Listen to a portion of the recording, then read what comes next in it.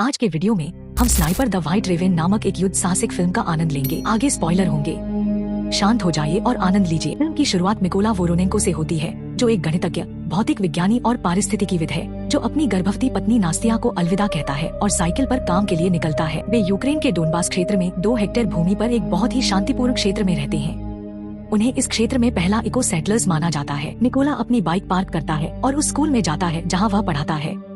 अंदर वह समाचारों से देख सकता है कि विशेष बलों ने यूक्रेन की राजधानी कीव में 100 प्रदर्शनकारियों को मार डाला।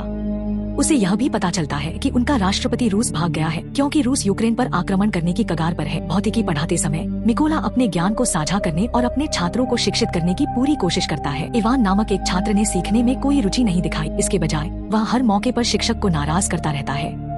जब कक्षा समाप्त होती है तो इवान शिक्षक के पास जाता है और उसे बाहर जाने के लिए कहता है, क्योंकि वह वहाँ एक अजनबी है। काम पर जाने के लिए एक और नियमित बाइक की सवारी पर मिकोला अपनी जमीन के पास हथियारबंद लोगों से मिलता है। वह इस बारे में ज्यादा नहीं सोचता और काम पर रिपोर्ट करने के लिए आगे बढ़ता है। हमेशा की तरह वह अपनी बाइक पार्क करता है और स्कूल के अंदर चला जाता है। वह हैरान है कि यह जगह खाली है और वह वहाँ अकेला शिक्षक है। वह समाचारों से देख सकता है कि रूसी सेना द्वारा पड़ोसी क्षेत्रों पर आक्रमण जारी रखने के कारण हर जगह अराजकता फैल रही है। वह तुरंत अपनी बाइक पकड़ता है और घर वापस चला जाता है। उसकी पत्नी अकेली है और पहले देखे गए हथियारबंद लोगों के बारे में सोचकर वह परेशान हो जाता है।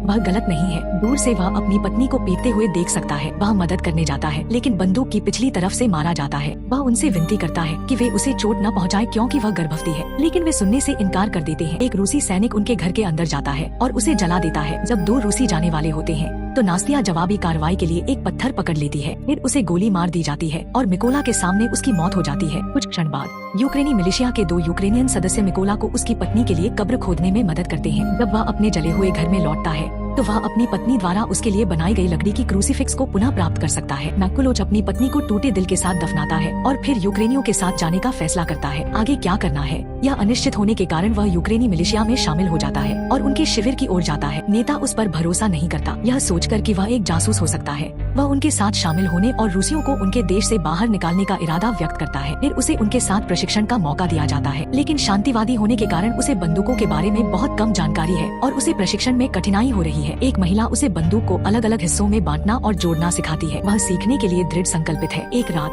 कुछ शारीरिक प्रशिक्षण करते समय मिकोला अपने अधिकारी को आश्वस्त करता है कि वह अब शांतिवादी नहीं है। वह कोडनेम रेवेन को भी पसंद करता है। उसे याद दिलाया जाता है कि कोडनेम अर्जित किए जाते हैं। प्रशिक्षण उसके लिए नया और चुनौतीपूर्ण है, लेकिन वह बदला लेने के लिए खुद को सभी ज्ञान और कौशल से लैस करने के लिए प्रतिबद्ध है। प्रशिक्षुओं को बताया जाता है कि मोर्चे पर पर्याप्त स्नाइपर नहीं है। जब पूछा गया कि कौन प्रशिक्षण के लिए स्वेच्छा से आगे आना चाहता है तो बहुत कम लोग रुचि दिखाते हैं। मैकुलोच खड़ा होता है और चुनौती के लिए आगे बढ़ने की इच्छा व्यक्त करता है। अधिकारी उसे बैठने के लिए कहता है, क्योंकि वह समय पर बंदूक को अलग अलग नहीं कर सकता और नहीं जोड़ सकता है। मैकुलोच पूछता है कि उसे यह साबित करने का मौका दिया जाए कि वह कर सकता है। वह अधिकारी को आश्वस्त करता है कि वह इसे 20 सेकंड में पूरा कर सकता है। अधिकारी द्वारा AK-47 को मेज पर रखा जाता है। सभी को आश्चर्यचकित करते हुए मिकोला ने अपनी आंखों पर पट्टी बांध ली और बंदूक को अलग करना शुरू कर दिया। फिर वह आसानी से भागों को वापस जोड़ता है। समय केवल 18 सेकंड है। हंसी के बजाय उसे तालियां मिलती हैं। इस बार मिकोला को अब एक स्नाइपर के रूप में प्रशिक्षित होने की बात स्वीकार की जाती है। प्रशिक्षण के दौरान मिकोला को बाकी प्रशिक्षुओं से अलग बंदूक मिलने पर आश्चर्य होता है। वह जाने से मना कर देता है, क्योंकि उसे वही हथियार न मिलना अनुचित लगता है। वह एक semi automatic designated marksman rifle SVD-63 भी मांगता है,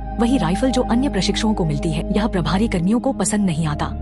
मैकुलोच के पास जो कुछ भी है उसे स्वीकार करने के अलावा कोई और विकल्प नहीं है। प्रशिक्षुओं को किसी भी परिस्थिति में अदृश्य रहने के लिए कहा जाता है। परीक्षण का एक हिस्सा यह है कि प्रशिक्षक उनसे कुछ इंच की दूरी पर गोली चलाए। अगर वे प्रतिक्रिया करते हैं तो वे असफल हो जाएंगे। अधिकांश प्रशिक्षु परीक्षण में असफल हो जाते हैं। मैकुलो पीछे नहीं हटते इस प्रशिक्षण में शामिल तेज आवाज और जोखिम के बावजूद। दूसरा यह है कि उनका दायरा कवर हो। एक बार लक्ष्य पर निशाना लग जाने के बाद मैकुलो चूक जाते हैं, भले ही उन्हें पता हो कि उनके पास सबसे अच्छा हथियार नहीं है, लेकिन मैकुलो इसे बहाने के तौर पर इस्तेमाल नहीं करते। जब प्रशिक्षण गणना पर केंद्रित होता है तो मैकुलोच लेफ्टिनेंट कर्नल को प्रभावित करते हैं, क्योंकि वे अपने साथी प्रशिक्षुओं से पहले उत्तर की गणना करने में सक्षम होते हैं। उसका गणितज्ञ होना काम आता है। मैकुलोच स्नाइपर की ट्रेनिंग पास कर लेता है। एक दिन मैकुलोच को लेफ्टिनेंट कर्नल अपना सामान पैक करने के लिए कहता है। वह उस टीम का हिस्सा है जिसे रूसियों द्वारा कब्जा किए गए चेक पॉइंट पर भेजा जाना है।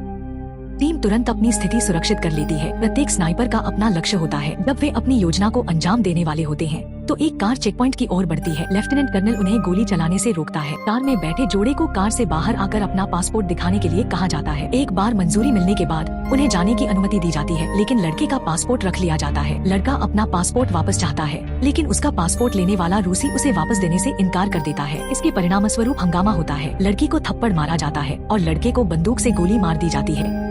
लेफ्टिनेंट कर्नल उन्हें गोली चलाने का भूतिया संकेत देता है। फिर सभी रूसी मारे जाते हैं। लेफ्टिनेंट कर्नल टीम को उनके पहले सफल मिशन के लिए बधाई देता है। जब वे अपने कमांड पोस्ट पर वापस लौटते हैं तो मिकोला अपने दोस्तों और साथी प्रशिक्षुओं की तलाश करता है। उसे बताया जाता है कि वे एक अलग मिशन पर हैं। बाद में उसे पता चलता है कि उनमें से एक को एक स्नाइपर ने बेरहमी से मार डाला है। एक दिन टीम को फिर से एक मिशन पर भेजा जाता है। विस्फोटक लगाए जाते हैं और ट्रिगर को एक पत्ते से छुपाया जाता है। जब रूसी करीब आ रहे होते हैं तो मिकोला अपने पूर्व छात्र इवान को उनके साथ देखकर हैरान हो जाता है। वह छात्र जो हमेशा उसका विरोध करता था। विस्फोटकों के फटने से सभी रूसी मारे जाते हैं, जिनमें इवान भी शामिल है। लेफ्टिनेंट कर्नल मिकोला से कहता है कि उसे इतना बुरा नहीं लगना चाहिए क्योंकि इवान ने अपना फैसला ले लिया है। आराम करते समय लेफ्टिनेंट कर्नल अपने परिवार की एक तस्वीर लेता है। मैकुलो पूछता है कि क्या वह इसे देख सकता है। अधिकारी उसे बताता है कि उसकी 2 बेटियां उसकी नौकरी की प्रकृति को नहीं जानती हैं। उसने अपनी पत्नी के साथ अपनी नौकरी उनके पास रखने का समझौता किया है। उन्हें पता है कि वह एक व्यावसायिक यात्रा पर है। लेफ्टिनेंट कर्नल ने क्रूज को देखा जो वह ले जा रहा था। वह पूछता है कि क्या यह एक ताबीज है। मिकोला उसे बताता है कि यह उसके लिए परिवार का प्रतीक है। यूक्रेनी सेना सीमा पर खाइयों को सुरक्षित करती है, जबकि स्नाइपर्स अपनी स्थिति में होते हैं। रूसी सेना के गुजरने में बस कुछ ही समय बाकी है। इस बीच रूसी इस क्षेत्र पर आक्रमण करने की तैयारी कर रही हैं। मिकोला अपने स्कोप से उस आदमी को देखता है जिसने उसकी पत्नी को मार डाला। वह लेफ्टिनेंट कर्नल से गोली चलाने की अनुमति मांगता है। उसे नीचे खड़े होने के लिए कहा जाता है। मैकुलोज फिर से अनुमति मांगता है क्योंकि उसका निशाना एकदम सही है। वह इसके लिए बहुत उत्सुक है।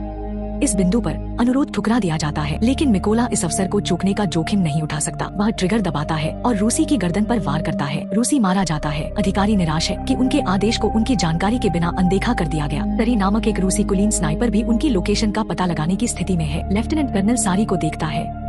वह मिकोला को बताता है कि स्नाइपर का स्थान कहाँ है, लेकिन रूसी बहुत तेज है और वह प्रतिक्रिया नहीं कर पाता। फिर अधिकारी मारा जाता है। मैकुलोज को अब पता चल जाता है कि उनका स्थान खतरे में है। वह अधिकारी के शव को अपनी पीठ पर रखता है। जैसे ही वह रूसियों के हमले का सामना करता है, वह एक खाई ढूंढता है और उसे सुरक्षा के लिए ढक देता है। वह जीवित बाहर निकलने में सफल हो जाता है, लेकिन अधिकारी उतना भाग्यशाली नहीं होता। वह उस अधिकारी की मौत के लिए बहुत ज्यादा दोषी महसूस करता है, जिसने हमेशा उस पर विश्वास किया और जिसने उसे सेवा करने का मौका दिया। जब उसने ऐसा न करने के लिए कहा गया था, तब भी उसने हत्या करने का फैसला किया, तो उसकी भावनाएं उस पर हावी हो गई। उसकी मौत का बदला लेने का एकमात्र तरीका उसे मारने वाले स्नाइपर का पता लगाना है। मिकोला अकेले ही एक मिशन पर जाता है। वह 2 स्नाइपर्स को देखता है और उन्हें मार सकता है, लेकिन हाथ में गोली लगने के बिना नहीं। आराम करते समय मिकोला को ब्रिगेडियर जनरल का फोन आता है और वह उसे रूसी स्नाइपर के बारे में बताता है, लेकिन वह विस्तृत जानकारी नहीं दे सकता। अभी के लिए वह मिकोला को बताना चाहता है। एक बार जब वे मिलते हैं तो मिकोला अपना सामान पैक करता है और उस स्थान की ओर चल पड़ता है। यह उसके लिए रूसी स्नाइपर के बारे में अधिक जानने का अवसर है। ब्रिगेडियर जनरल अपने आदमियों को बताता है कि रूसी स्नाइपर क्या करने में सक्षम है। वह पहले ही उनके 5 स्नाइपर और 3 मशीन गनर को खत्म कर चुका है। वह एक ऐसी ताकत है जिसका सामना किया जा सकता है। उन्हें अंदाजा है कि उसकी पसंदीदा जगह कौन सी है। उसने जो हत्याएं की हैं,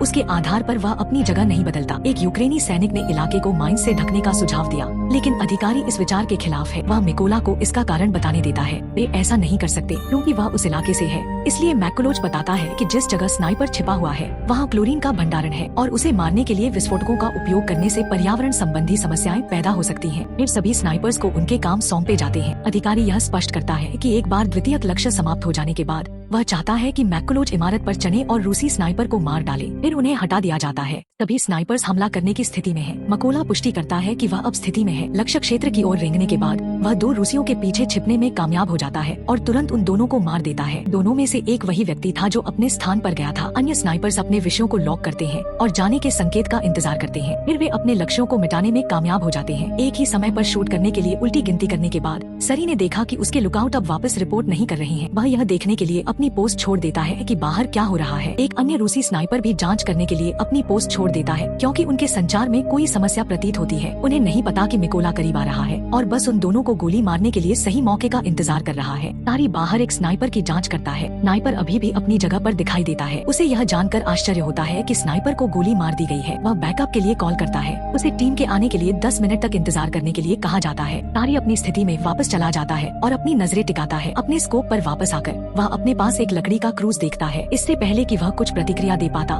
निकोला उसकी पीठ पर कूद पड़ता है और उसकी गर्दन पर वार कर देता है। दूसरा स्नाइपर भी अपनी पोस्ट पर वापस चला जाता है। जब वह ऐसा करता है तो एक ग्रेनेड फट जाता है और वह भी मारा जाता है। फिल्म उस बैकअप के साथ समाप्त होती है जिसका सारी को अनुमान था। एक रूसी अधिकारी रेडियो पर सारी को कॉल करता है। निकोला कॉल का जवाब देता है और उसे बताता है कि वे क्रीमिया के साथ जो कुछ भी किया है उसके लिए जवाब देंगे, एक और क्षेत्र जिस पर रूसियों ने भी आक्रमण किया था। फिर मकोला उसे मार देता है।